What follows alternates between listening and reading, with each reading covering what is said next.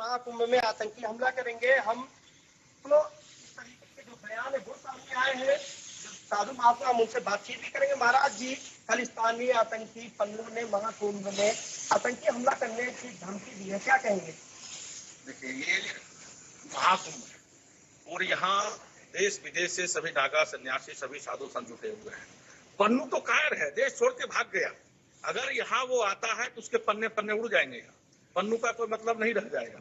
यहाँ हम लोग किसी से डरते नहीं। नागा जब भी राजा महाराजा के सेना हार जाती थी तो अखाड़े में वो मदद लेने आते थे और नागाओं ने जिताया, सारे मुगलों को मार करके यहाँ से भगाया। 30,000 40,000 हमारे नागा जो है सो बलिदान दिए। तो हम लोग डरने वाले नहीं है। ये तो केवल टीआरपी लेने के लिए पन्नू वहां से आवे ना, यहाँ कुंभ में आवे तो पता चलेगा कि उसका पन्ना पन्ना कैसे उड़ जाता है। हम तो उनको आमंत्रित करते हैं कुंभ में आइए आपको, लेकिन यहाँ से तो भागा है, वो तो कायर है। वो क्या किसी को धमकी देगा? जो खुद ही भाग गया है वो किसी को भगाने का डराने की धमकी क्या दे सकता है? बिल्कुल महाराज जी, क्योंकि अगर हम सदियों पुरानी भी बात करें, जब भी किसी राजा महाराजा पर कोई विपत्ति इस तरह आती है तो उसमें सबसे ज्यादा अग्रणी जो भूमिका है वो नागा सन्यासियों की होती है। और अखाड़ों में नागा सन्यासियों की जो संख्या है वो अधिक है। तो इस तरीके से, क्योंकि विश्व का सबसे बड़ा धार्मिक आयोजन यहाँ पर उसकी शुरुआत होनी है आगामी 13 जनवरी से, 40 करोड़ से अधिक श्रद्धालुओं का आने की संभावना है। तो देश विदेश के कोने कोने से जो आने वाले श्रद्धालु हैं उनके लिए क्या कहेंगे? क्योंकि ये जो धमकी आई है पन्नू, तो उसके बाद से श्रद्धालुओं के लिए क्या कहेंगे? देखिए, हिंदू और सिख हमेशा मिलकर के सारे कार्य किए हैं। ये आपस में विवाद पैदा करने का एक जो है सो वो बयान दे दिए हैं टीआरपी लेने के लिए। सभी को, समस्त मैं पूरे विश्व के सनातनियों का आह्वान करता हूँ कि आप निर्भीक होकर के आइए और यहाँ कुंभ में आप स्नान करिए। चूंकि इतनी बड़ी कुंभ आज 144 साल के बाद लग रहा है। 6 साल में कुंभ होता है, 12 साल में कुंभ होता है। ये पूर्ण महाकुंभ है, 144 साल के बाद आया। इससे चुकिए नहीं, सब लोग आइए इस त्रिवेणी में डुबकी लगाइए। चूंकि 1000 अश्वमेध यज्ञ, 100 वाजपेयी यज्ञ और 1 लाख पृथ्वी का चक्कर काटने के बाद जो पुण्य लाभ मिलेगा वो इस संगम में एक बार अगर आप डुबकी लगाएंगे महाकुंभ में उतना लाभ मिलेगा। तो आज के लोग या कोई भी यज्ञ जो है सो कर नहीं सकते, क्योंकि अश्वमेध यज्ञ वही कर सकते हैं जिसने कभी टैक्स न दिया हो। इसलिए उसमें राजा महाराजा यज्ञ करते थे, वो टैक्स नहीं लगता था। आप अश्वमेध यज्ञ कर नहीं सकते, वाजपेयी यज्ञ कर नहीं सकते, तो एक साथ उसका लाभ उठाइए। आइए महाकुंभ में स्नान करिए। यहाँ हम लोग की नागा फोर्स तैयार है। आप निश्चिंत रहिए, आपकी सुरक्षा के लिए कोई चिंता करने की बात नहीं है, कोई डर की बात नहीं है, कोई भय का माहौल नहीं है। ये चाहते हैं कि किसी तरह से कुछ डर हो जाए, कुछ लोग कम आवे, लेकिन इससे कोई डरने वाला नहीं। आज तक कोई डरा भी नहीं, पन्नू का कोई मतलब नहीं है। महाराज जी, बीते 2019 में प्रयागराज में कुंभ का आयोजन किया गया था। तब देश विदेश के कोने कोने से करीब 23 करोड़ श्रद्धालु आए थे। इस बार ये संख्या करीब 40 करोड़ के पास होने वाली है। हालांकि इस पूरे आयोजन को सीएम योगी खुद मॉनिटर कर रहे हैं, लेकिन इस पर सपा प्रमुख अखिलेश यादव द्वारा बयान जारी किया गया है अव्यवस्थाओं को लेकर, सुरक्षा को लेकर, क्या कहेंगे आप?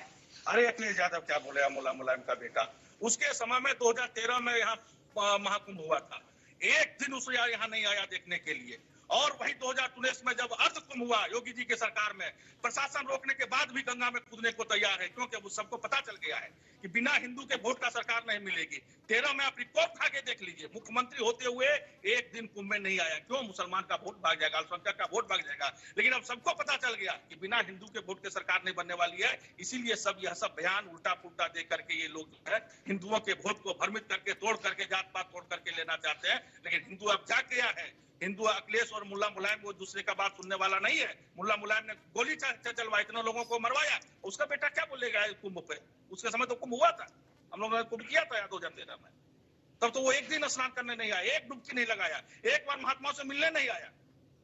तो हम ये कह सकते हैं 2025 के महाकुंभ में देश विदेश के कोने कोने से जो 40 करोड़ से अधिक श्रद्धालु आएंगे। पन्नू जैसे आतंकी से डरने की उन्हें कोई जरूरत नहीं है, क्योंकि सीएम योगी इस पूरे आयोजन को खुद मॉनिटर कर रहे हैं। और यहाँ पर जो लाखों की संख्या में नागा सन्यासी है वो श्रद्धालुओं को आशीर्वाद के साथ उनको सुरक्षा भी प्रदान करेंगे। बिल्कुल बिल्कुल बिल्कुल, सारा सुरक्षा हमारे नागा भी देख रहे हैं, हमारे अखाड़े भी देख रहे हैं, और हम लोग भी सारे चीजों पर नजर रखे हुए हैं। खुद योगी जी देखो कई बार आके अभी आए, फिर अभी 28 को आ रहे हैं। गृह मंत्री जी खुद नजर रखे हुए हैं। जरूरत होगी तो सेना की सुरक्षा लगाई जाएगी। राष्ट्रीय अध्यक्ष जी से हमारे लगातार मुख्यमंत्री जी, प्रधानमंत्री जी, गृह मंत्री जी रोज संपर्क में है। किसी तरह की व्यवस्था में कोई कमी की बात नहीं है। सुरक्षा से लेकर के सारी व्यवस्था, लोगों की आने की जाने की सब व्यवस्था सुचारू रूप से बहुत बढ़िया से हो रहा है। इससे बढ़िया हो नहीं सकता जब मोदी जी केंद्र में बैठे हो, योगी जी जैसे यहाँ हमारे बुद्धि संत जब यहाँ बैठे हुए हो तो फिर चिंता की बात है। सभी लोग आइए, पूरे देश विदेश के जितने लोग हैं आइए और कुंभ का स्नान में डुबकी लगाइए, आनंद लीजिए। क्यों डरने की बात? पन्नू एक आदमी किसी के कहने से कुछ होता है क्या? वो तो खुद कायर है, भारत से भाग गया, चुप करके कुछ से कुछ बयान देता है, सामने आके तो कुछ बोल नहीं सकता। उससे क्या डरना? जो खुद ही कायर है, जो खुद ही भगोड़ा हो, जो खुद ही भाग गया हो भारत छोड़ करके, उससे क्या डरना?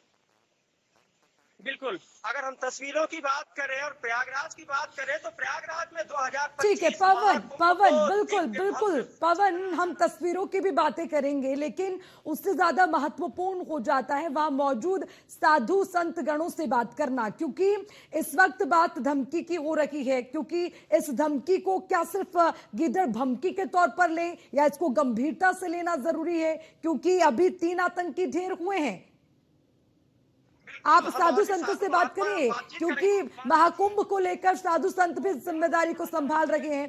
कह रहे हैं कि अगर पन्नू यहां पर आ गया तो उसको मार मार कर भगा देंगे।